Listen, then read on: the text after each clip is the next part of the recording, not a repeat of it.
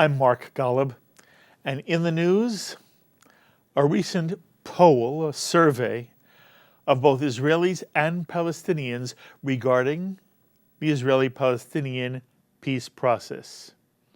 The Israeli pollster was the Israel Democracy Institute in Jerusalem, a left-leaning Israeli think tank funded by American Jews who seek to reform the Israeli political system to ensure that Israel is both a Jewish and democratic state. The Palestinian pollster was the Palestinian Center for Policy and Survey Research in Ramallah, which is dedicated to advancing scholarship and knowledge on issues of Palestinian concern. The poll found that a majority of both Israelis and Palestinians favor a two-state solution to the Israeli-Palestinian conflict. 58% of Israelis surveyed said they favor a two-state solution. And 51% of Palestinians surveyed also said they favor a peace agreement that would have Palestinians living alongside the State of Israel. The poll also shows each side has a majority on the Israeli side and a majority on the Palestinian side who do not believe in the peace commitment of the other. In other words, there is deep mistrust in the motives of the other. Israelis believing that Palestinians really want to destroy Israel and lay claim on Tel Aviv and Haifa and every other piece of Israel inside the Green Line. While Palestinians believe Israelis really want to annex the entire West Bank. Now, this has been a mantra on JBS. Time and time again, we've heard and have been saying that the vast majority of Israelis are ready and willing to create a Palestinian state on the West Bank, but that after the Intifada that followed the Oslo Accords, the failed Gaza withdrawal, and the continued incitement of violence by the Palestinian Authority, and they're making heroes out of Palestinians who murder Israeli citizens. The vast majority of Israelis also believe there is no peace partner on the Palestinian side. Palestinians also mistrust that there's a real, genuine interest in peace on the Israeli side. Well, one of American Jewry's foremost columnists, J.J. Goldberg, editor-at-large at the Jewish Forward, has written a marvelous piece on the joint poll, and he argues that both sides wrongly mistrust each other. And to elaborate on his analysis, I'm most happy to have on our JBS phones once again, J.J. Goldberg. J.J., it's always good to talk to you. Thank you for joining us on JBS. Thank you. Pleasure to be here. All right, J.J., you read the findings of this joint survey and poll of Israeli and Palestinian thinking. What prompts you to say that Israelis and Palestinians mistrust each other wrongly, needlessly? About two-thirds of Israelis and about two-thirds of Palestinians reject the idea of one state, of a single Israeli-Palestinian state. Two-thirds reject it. In other words, two-thirds would like to see two states. Yes. And when you have a smaller percentage, it's only 51% of Palestinians who say they would like two states, and yet two-thirds reject a single state, I think a large number of those, of the half that doesn't want two states, they just don't believe it's possible. Very interesting. But there's one more thing that I need to add. Please, when you go through with the response, when the interviewers walk through various components of what would make a two-state solution possible, for example, strong Israeli security measures, an international force on the Jordan River to keep out tanks, East Jerusalem is the capital of the Palestinian state. West Jerusalem is the capital of Israel. It involves some very difficult compromises on both sides. Yes. And the respondents generally reject the compromises. So once you have a complete list of the 9 compromises that they offered that would be part of an agreement. Respondents, yes. only 46, a minority of Israelis now supported the agreement, mm-hmm. and an even smaller minority, 39% of Palestinians. Mm-hmm. However, if you then also offer, on the Israeli side, peace treaties with all of the Arab states, which of course is part of the Arab Peace Initiative, it's already been offered, then support on the Israeli side goes up to 60%. It's even stronger than the theoretical, do you want 2 states? Yes. The specific package giving the Palestinians East Jerusalem, going back to the 67 borders with adjustments, and so on, bringing in 100,000 Palestinian refugees to Israel. Piece by piece, they reject it, but if you offer them all that plus peace with the Arab world, 60%. And the same thing on the Arab side, on the Palestinian side.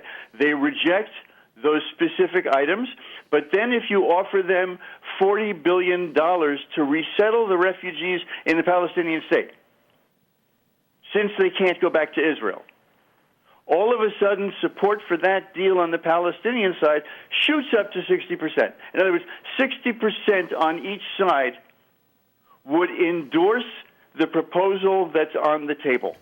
Interesting. By the way, one of the interesting things in the poll was they asked people on both sides, are you afraid of, Palestinians, are you afraid of Israelis day to day? And Israelis, are you afraid of Palestinians? Palestinians are more afraid of Israelis than Israelis are of Palestinians, by about 10 points. Okay, and this has nothing to do with reality. This has to do with how people feel. Well, if you consider the proportion of people getting killed on each side. Okay, but Again, JJ, Israelis don't go around stabbing and running Palestinians over. Right. I agree with you. I agree with you. Between the perpetrators and the families. I understand. And on, if you're on the Israeli side, they're being unjustly attacked by terrorists. On the Palestinian side, they're suffering from what Israel needs to do in order to prevent terrorism. However, the end result is many more Palestinians than Israelis get killed. Yes. And parents who lose a child grieve whether they're Israeli or Palestinian. I agree with you. Right. Look, you write that a peace agreement could be reached very quickly, you suggest, if the, quote, political will, unquote, existed on both sides. What political will do you believe is missing on the Palestinian side? On the Palestinian side, the people who are against a peace agreement, who are against the compromises that would be necessary, who are against giving up this mass return of Palestinians to Jaffa, for example, they're much more dangerous. A Palestinian leader who makes these proposals is really risking his life, far more than now. We all know that Yitzhak Rabin was killed, but by and large, Israeli democracy is much more functional. And the Israeli population is much more willing to accept democracy than the Palestinian population. You've got all these armed groups running around the West Bank, prepared to kill to get what they want. So the Palestinian leadership is reluctant to go into a negotiation if it's not going to work. And Israel has a government that doesn't want to make the compromises. Okay, we'll get to that in one moment. By the way, it's an interesting analysis on the political will problem on the Palestinian side. As long as there is a militant, basically a Muslim jihadist attitude that is still part of the Palestinian community, it doesn't matter whether the deal would work or not. There's a political risk of any politician on the Palestinian side saying they want to make peace with Israel. Once you have a state You can do an awful lot. And remember, there were militias running around the Jewish population in Israel before there was Israel. There was the Irgun, there was the Stern Gang. But one of the basic definitions of a nation state is the monopoly of violence. States are permitted to monopolize violence. They have police and armies with weapons, and they should disarm everybody else. Nobody else can form a police force. That's what a state is. It's a monopoly of violence. Right now, the Palestinian leadership does not have and cannot acquire a full monopoly of violence. If they had the tools, I mean, Yitzhak Rabin used to joke that one of the advantages of working with the Palestinians is they don't have human rights organizations. They don't have B'Tselem. They torture their opponents. Now, the other point is, if you have a border between Israel and Palestine, the Israeli army, they will tell you, if you ask them, we know how to defend borders. Sometimes it's kind of ugly, like the operation in Gaza, but it works. Mm-hmm. We're very good at that. Policing 4 million people who hate us. Impossible. It's a nonstop crisis. Right. So the purpose of separating from the Palestinians and forming two states is not because the Palestinians are okay, but because they're not. Okay. Talk about now the political will that you think is missing on the Israeli side. What's missing?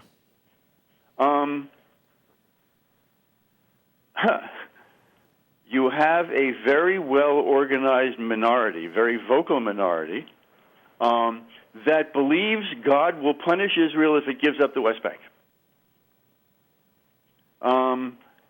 Larger, almost a majority, I would say. JJ, who are you talking about? I'm talking about the modern Orthodox, the settlers and their allies, the religious nationalists. Not all settlers are crazy, and not all settlers are far right. Let's distinguish between the ideological settlers, there's about 80 to 100,000 of them, and the bedroom suburb settlers. Fair enough. So you're talking about 80 to 100,000 out of more than 6 million people. And another 500,000 who firmly support them. In the Knesset, you have but the political parties run on a pretty clear platform. That's one of the problems over there, is that the parties are quite ideological. And they break that because there's so many ways of looking at things. There's many parties. In America, the parties are coalitions of various points of view. So in the Knesset, there are about 40 members out of 120, maybe 45, a little more than a third, who believe that Israel must not give up the West Bank. About 75 who would be willing to sign the deal. But among those 75 members of the Knesset, you have the 13 Arabs who don't want to join any coalition and aren't wanted. You have Yesh Atid, which is very anti-religious, and Shas, which is very fundamentalist. So Bibi is able to assemble a coalition of the 40 members, it's about half the Likud and all of the religious nationalists, who believe Israel must never give up the West Bank, plus another 20 or 25 who, it's not that they're against Palestinian statehood, it's they don't trust the Palestinians. That's correct. That's correct. So put together, you have a majority of the Knesset that says no. When Bibi was, you remember there was election, Rabin was the prime minister. There was a negotiation for a final status agreement in 1995. They finished it at the end of October. They were going to present it to Rabin and Arafat in the middle of November, but Rabin was shot several days after the agreement was signed, or initialed, essentially. Ehud Barak tried again in 2000. Now, we all know that Arafat walked out of the Camp David summit, most of us don't realize that the talks began 3 weeks later. They resumed. He was just throwing a fit. My father was a labor lawyer. I know what it means to walk out of a negotiation. It means show me something better. So the talks resumed. Then they sat down again in Washington in December 2000, and then in Taba in the Sinai in January 2001 to finish up the deal. They were weeks away from signing a deal, but Barak's coalition collapsed. Sharon was elected prime minister, and the talks ended. In 2007, JJ, are you suggesting... Olmert started again, and then he got indicted, and the talks ended. JJ, are you suggesting that the reason there's no peace agreement between Israel and the Palestinians is because the Israelis failed? If the Palestinians were better at negotiating, it wouldn't take so long. JJ, they come back the next day. I didn't ask you that. I'm asking you whether it's both of their faults. Israel essentially runs out of patience.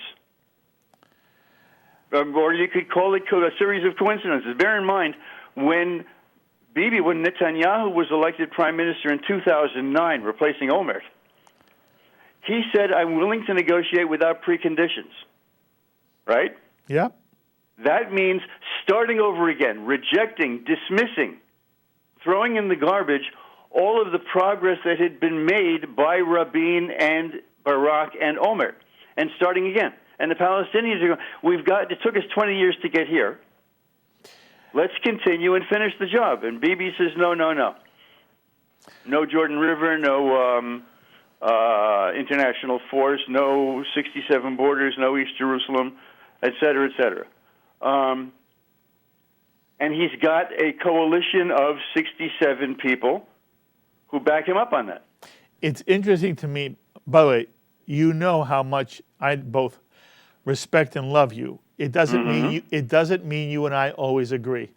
And on this issue, although I am not 180 degrees opposed to your position, I find that the emphasis you and I would put on various things that have happened historically would be very different. It's interesting to me, JJ, 58%, almost 60% of the Israelis polled say they favor the two-state solution despite the recent problems that they've had. The Palestinian majority that favors the two-state solution, according to this poll, is 51%. When I read 51%, that doesn't impress me. That means that 49% of Palestinians today oppose a two-state solution. And my own sense is, I think that while you talk about mistrust, you have profound mistrust of Benjamin Netanyahu and the government that's now in power in the state of Israel. And my own sense from talking to everyone on both sides of the Israeli spectrum is, if there was ever an opportunity for us to stop fighting with the Palestinians, the vast majority, once was 85%. 85% of Israelis, that discounts this 15% that's on the far fringe crazy. 85% of Israelis, tomorrow, as you write, you say it would happen the next day.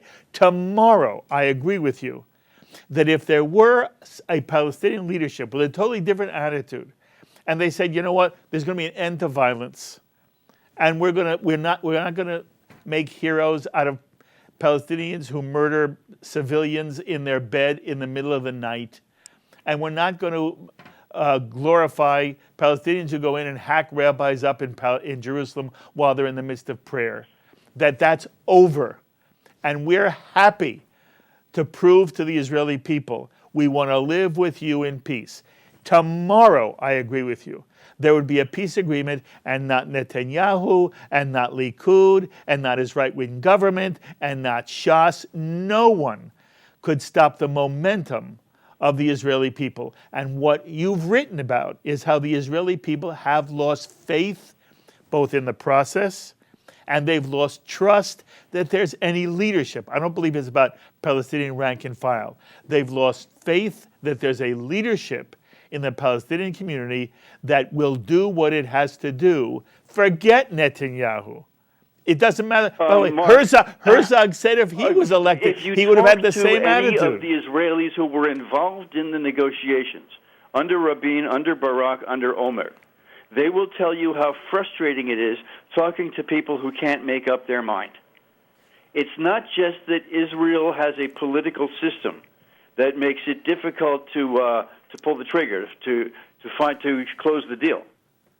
It's also that the Palestinian side has a political culture that takes forever to make a decision. Yes. As I started to say before, Israelis will come back to the table the next morning with a response to a Palestinian offer. Right. The Palestinians will give an answer 3 months later. Right. It was a profound If the comment. Palestinians were able to conduct a negotiation efficiently, they would have been finished before Omer got indicted, before Barak lost his coalition, before Rabin was assassinated. You might be and right. They could have, because as you say, on the Israeli side, there is a readiness to close the deal and a willingness to make the deal.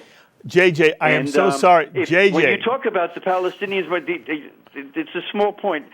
Palestinians are more willing to murder people in their sleep than Israelis are.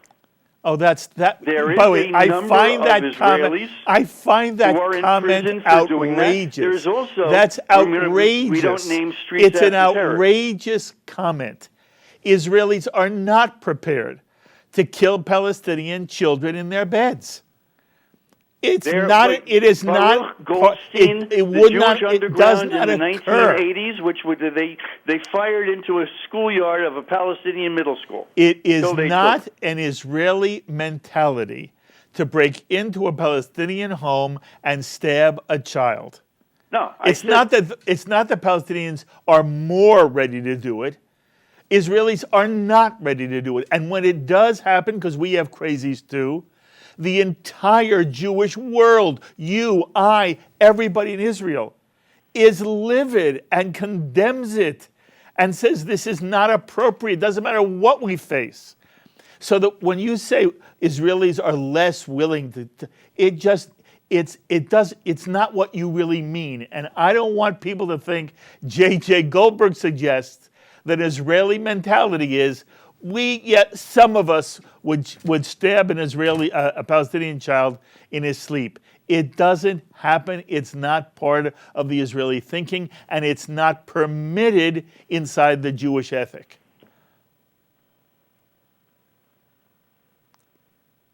I'm going to let an appropriate silence go by. Okay, fair enough. Many more Palestinian infants have been killed than Israelis. Not by people breaking into homes and stabbing them at night. No, by people dropping bombs from That's airplanes. That's right. And that's called war. And if the Palestinians don't want to have war, don't fire missiles out of Hamas and don't build tunnels that come up inside a kibbutz dining room. And you and I agree, the tragedy. I said all of that. The tragedy is horrible. It's a large human tragedy. And people on both sides feel a great sense of loss. I agree. Right. And that's a very important point. But there's another point, by the way. There are streets all over Israel named Olei HaGardom, those who went up on the gallows. There's a neighborhood in a Jewish neighborhood in Jerusalem called Armon HaNatziv, East Talpiot, where almost all of the streets are named after the Jews in the 1930s and 40s who were hanged by the British for terrorism. There are streets all over Israel named after pre-1948 Israeli terrorists.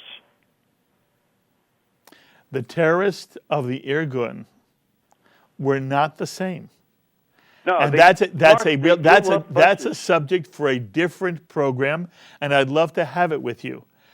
Menachem Begin declared war on the British. He did not see himself as a terrorist. He saw himself as a soldier.